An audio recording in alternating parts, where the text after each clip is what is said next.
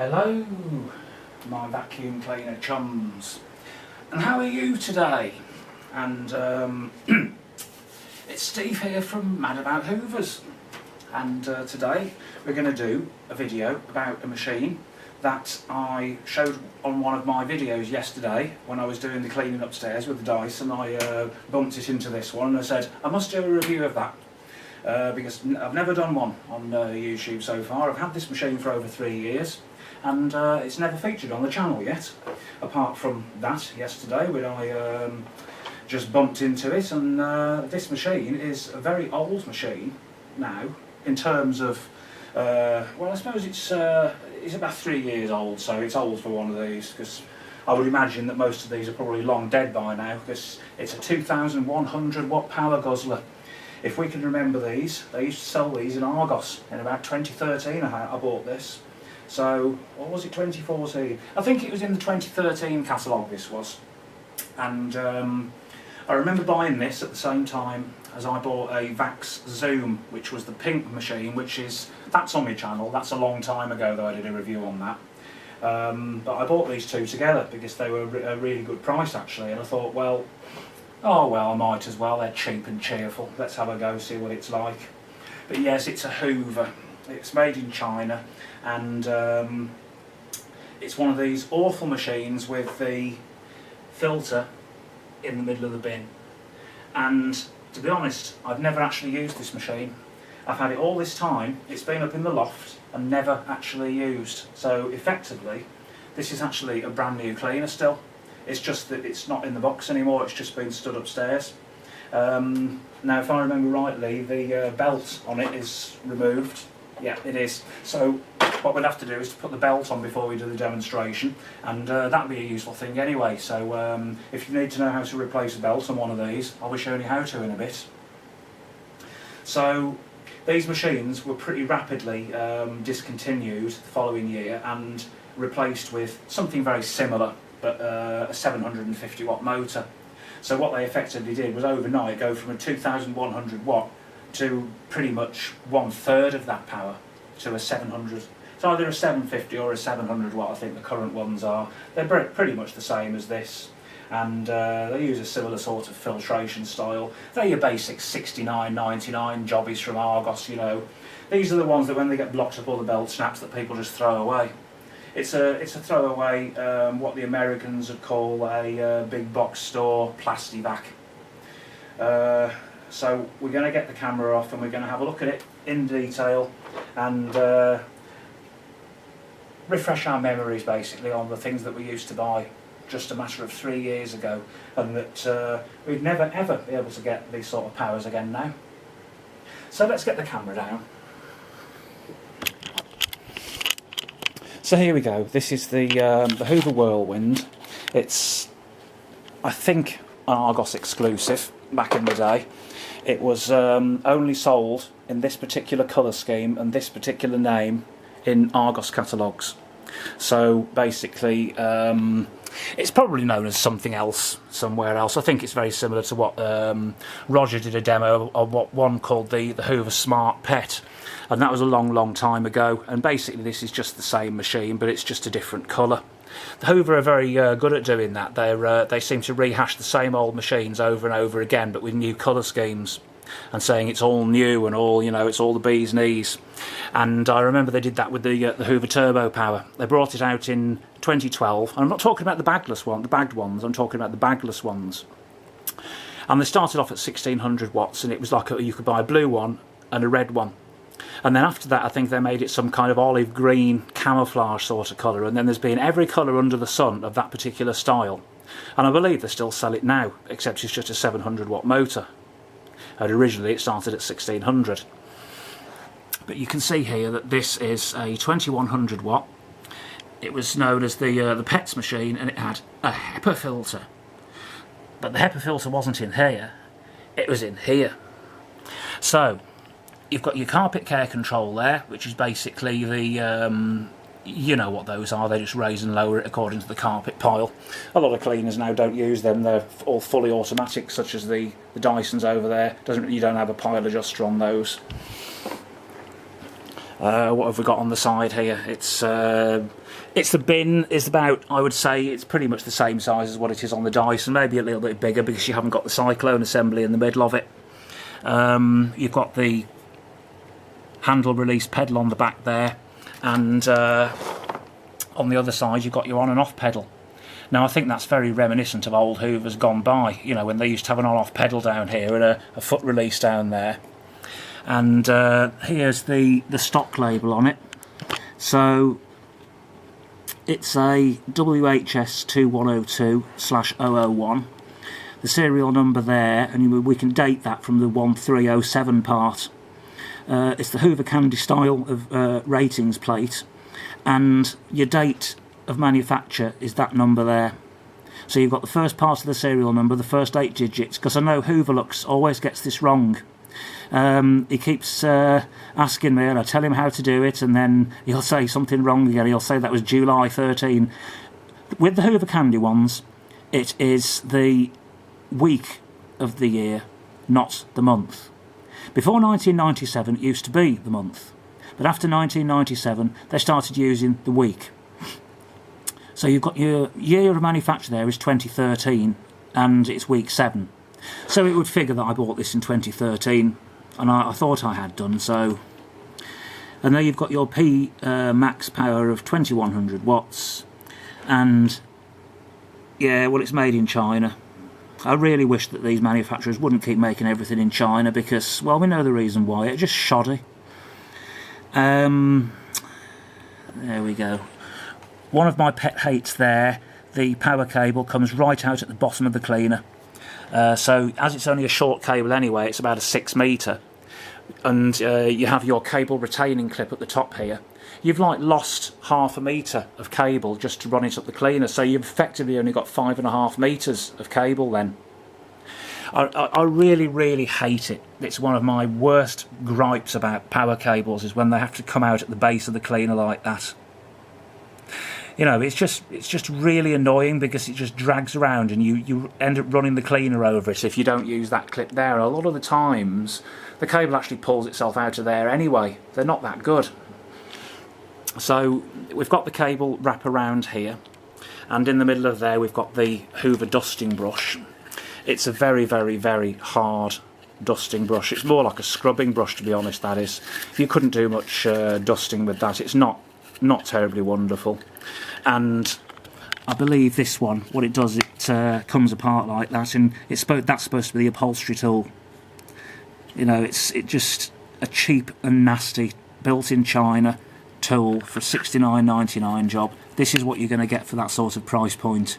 You're not going to get a luxury hog's hair bristle, whatever they call them now, like Miele's do, with this. It's a scrubbing brush, basically, that is. And that goes back on the back of here. Half the time it ends up dropping off when you take the cable off the machine, so I think it's a bit of a rubbish place to put a dusting brush, to be honest, there. This here is the this is an air relief valve. This is, so when your filter gets clogged up, that basically the suction draws that valve in, and you hear it hissing from the back. It's basically because the motor's so powerful, it has to have an airflow going through it at all times, otherwise it would just overheat within minutes. So they put these air relief valves on to give the motor a bit of cooling air protection, and that's really important, especially with these type, when people don't clean the filters as often as they should. They get clogged up, and then this 2000 watt fan heater at the bottom here is gasping for air to keep it cool, and then it ends up melting the casing. So there was a case really for them to lower the power of these machines.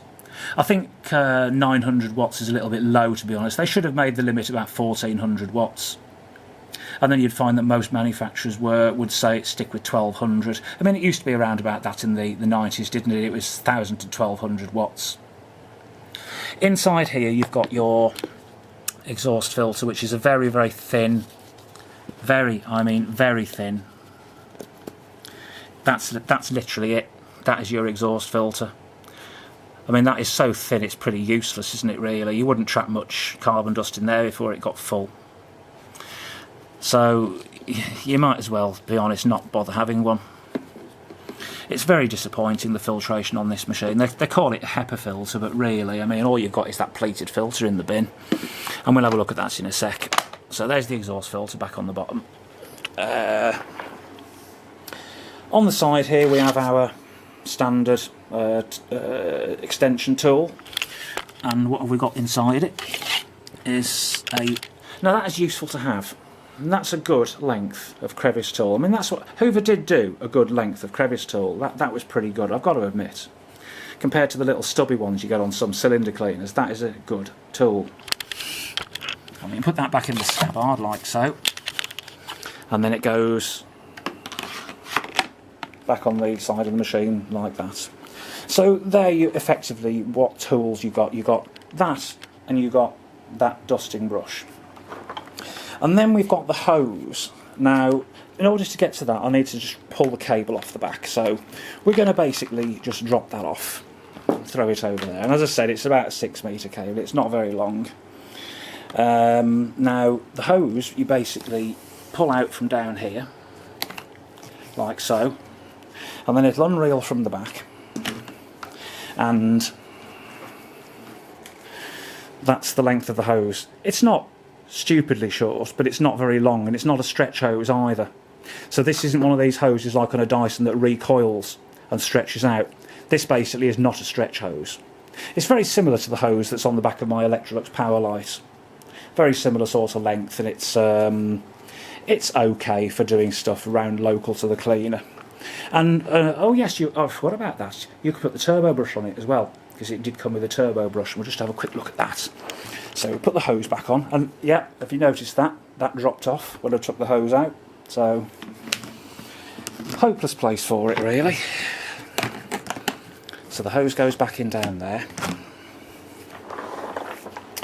And yes, we have the pets. Whenever I buy a vacuum cleaner, I always try and buy the pet version, because having animal here, and especially one with white fur, and I mean, every day I clean this thing, and every day it's got pet hair all over it, because she sleeps on this chair. Sometimes she does, and she might sleep on other chairs, so before I can sit down on it, I've got to hoover them off, otherwise I get it all over me. And I'm sure people that own cats know what it's like, with fur everywhere, and it goes all over your clothes, and I do wear a lot of black, so I got to make sure that I get the hair off. So here's the turbo brush here. It's a basic, cheap and cheerful one that made in China again, probably lasts for about 2 or 3 months and then pack up. But it's able to be opened for cleaning by unclipping the side of these clips here. There's one there and one on the other side, and then the top lifts off. I'm not going to do it now because I can't really do it with one hand. I'd need 2 hands to do it. And I'm sure most people know now what a turbo brush looks like inside. You can see the little impeller in there. So that goes on the back of here. So there we go, let's have a look at the bin. The bin it's a reasonable size, and with these you can normally fill them pretty much to the top, because they're not really cyclonic action. They're a single cyclone with a large bin filter, and we can just take that out now. So I need to show you how to do it, don't I? So if I just put the camera back up here. So in order to get the bin off, and I'm sure most people know how to do one of these, but I'll show you anyway, because there might be some person that's got one of these off eBay and needs to know how to work. So you just basically you've got a couple of symbols here on the top. If I just get it back on, you've got your padlock and unlocked. That's locked. That's unlocked. So what you're going to do is twist it anti-clockwise till it clicks like that, and then lift it open, just like so. And there you've got your bin, and you can empty it like that by tipping it upside down in the dustbin, or you could simply press the easy open button there, and the bottom comes open like so, and then all the dirt would drop out. But there's a good chance that most of it would be stuck around here anyway. So we just put the bin down on the side. And what we've got here is the universally hated by most collectors single cyclone pleated filter in the bin type. but at least this one's actually got a mesh over it. Some of them didn't even have this, some of the early ones. And it basically, I have used it slightly, I didn't remember using it. There's a little bit of dust on there, but not much. So basically we turn it anti-clockwise, or do we? Yes we do, turn it anti-clockwise, and that comes away from the top.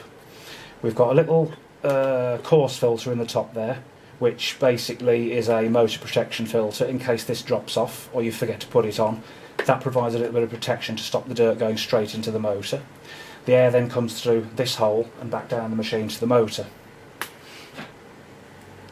So we can remove our shroud off of the filter by simply sliding it off, and we can wash this out in the sink, or we can vacuum it out with another dusting brush, or we just take it to the bin and give it a good banging out. But you'll find that most of the stuff is all lodged in between the veins on here. They're really awkward to clean. I do not like these very much at all. In fact, I don't know why I bought this machine, but it's nice to have an example of what we used to have to put up with back in the day.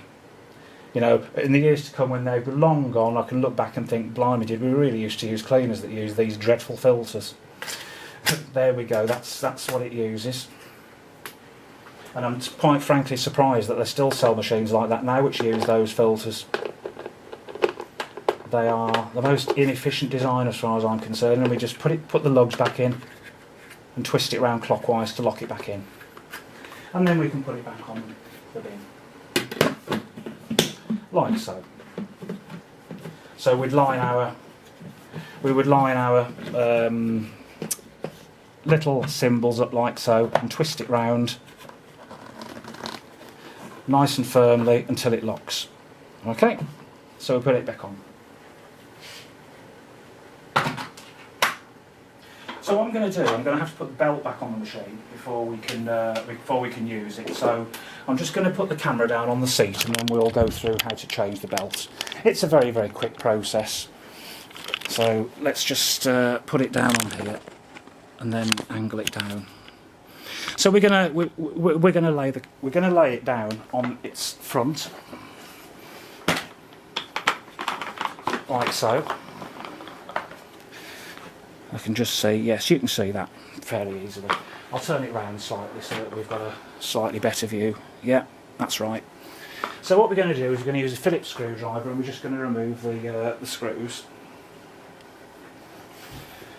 I hope the belt is in here because if I remember rightly, I usually slip it off the spindle and just leave the belt on the machine.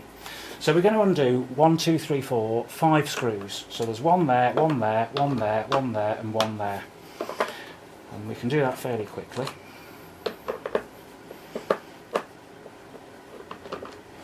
Now I really must get another electric screwdriver because I did have 2 at the beginning of the year and both of them are packed up. I had a Bosch and I had a Black & Decker, and both of them, the Bosch one packed up this year and the Black & Decker one now has as well. The battery's no good on it anymore, it doesn't hold the charge. So I'm going to have to get a new one of those. Funnily enough, they were both made in China. Say no more. Yeah, there we go, look. So we got the sole plate off and we can see the belt is in the cleaner, but it's just not attached to the brush roll.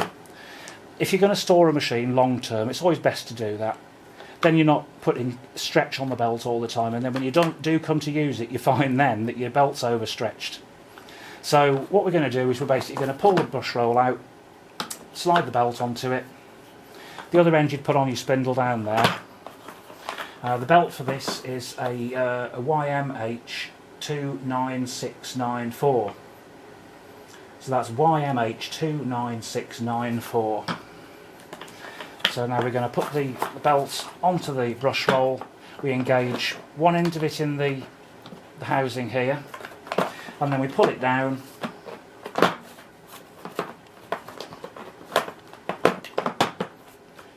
So that the both ends snap in, like so. And it may need you to twist the end slightly around so that it slides all the way in. And that's now ready for use. So let's put the sole plate back on, and then we can sprinkle a bit of dirt down and watch it pick it all up. Time have I got now? 9 minutes before I run out of time. on my videos, so they can only be a maximum of 30 minutes because that's all the camera allows me to record before it automatically cuts me off. And I don't want to do 2 videos. Each one of these I want to keep it to 1 video for these little demos.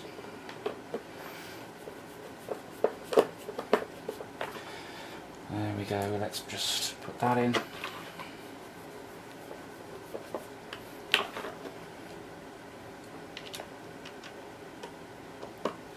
What I'll do, I'll empty the contents of the Dyson light ball on the carpet here, and we'll put a few more bits of stuff down and we'll watch this pick it all up.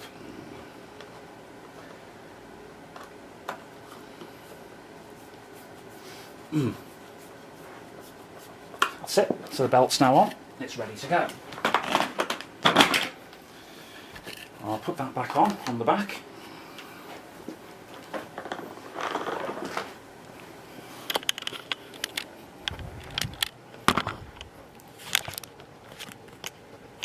Okay. Right, so this is what I picked up in the Dyson yesterday. So I'm just going to drop this onto the floor.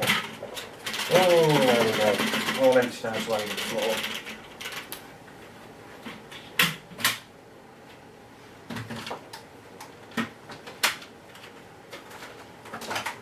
And then we've got the contents of the other test that I did, which was in this Dyson, which is loads and loads of oats and powder and stuff. We'll drop that down as well. Oh, there we go.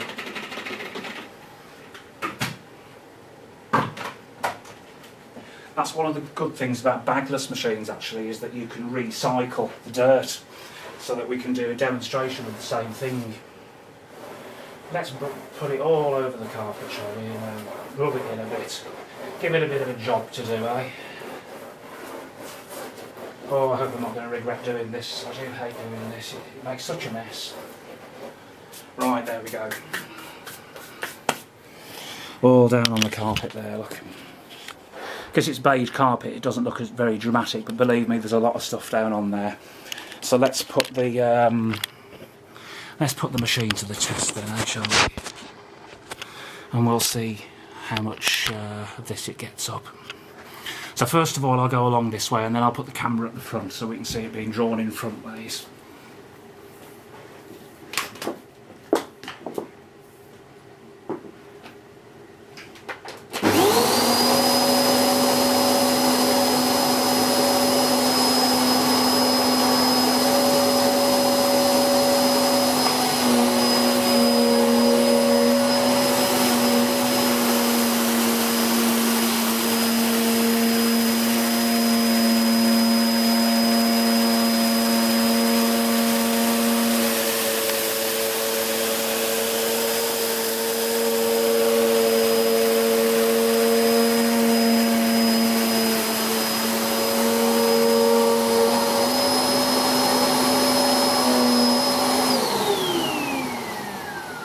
Well, that was pretty impressive, to be honest. That was a very aggressive brush roll, and we can see there that that really has done a fairly good job. You can see the lines from the sole plate on there, and what Roger used to call his line of shame, which is where the belt is here. It's this basically.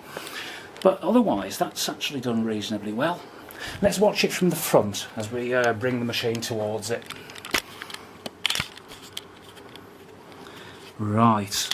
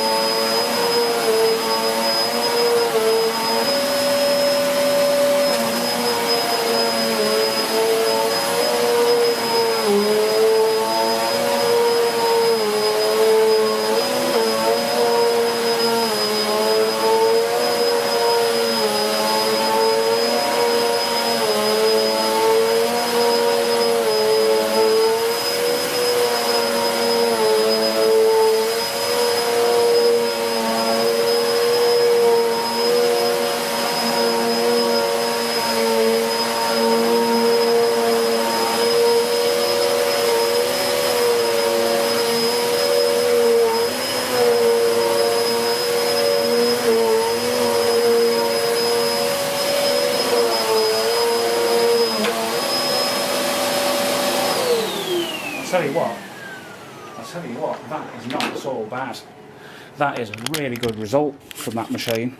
When I look at the patterns on that carpet there, how that aggressive brush roll there has left those grooming lines on the carpet, that is pretty damn good for a machine that was only 60 odd quid. Now granted, the filtration isn't very wonderful on this, but that really is a very good result. Really good indeed. It's really raised the pile on that carpet nicely, and you can hear by how noisy it is that it's aggressive. Let's have a look at the filter. And what we can basically see is that it's picked up a lot of dust onto that filter cover there, and if I take the filter out, and you can, yeah, it's absolutely coated. Yeah, you can see how much stuff there has already got into that filter, all between the pleats on there. So that would very, very, very rapidly get coated. Let's put it quickly back together, and I'll hoover. I can say hoover this time because it is, or it carries the Hoover name, but it's not really, as far as I'm concerned, a Hoover of old. Let's put the cover back in. Now, I'm not going to use the pet airbrush on this one because I'm just not going to have the time on this video to do it, unfortunately, because I'm nearly out of time and the camera will stop on me whether I like it or not. So we'll just get that last bit of dirt up off the carpet there. Where is it? There we go, look. And now I've got white powder all over my black top and my pants as well. Trust me to wear black when I'm going to use this.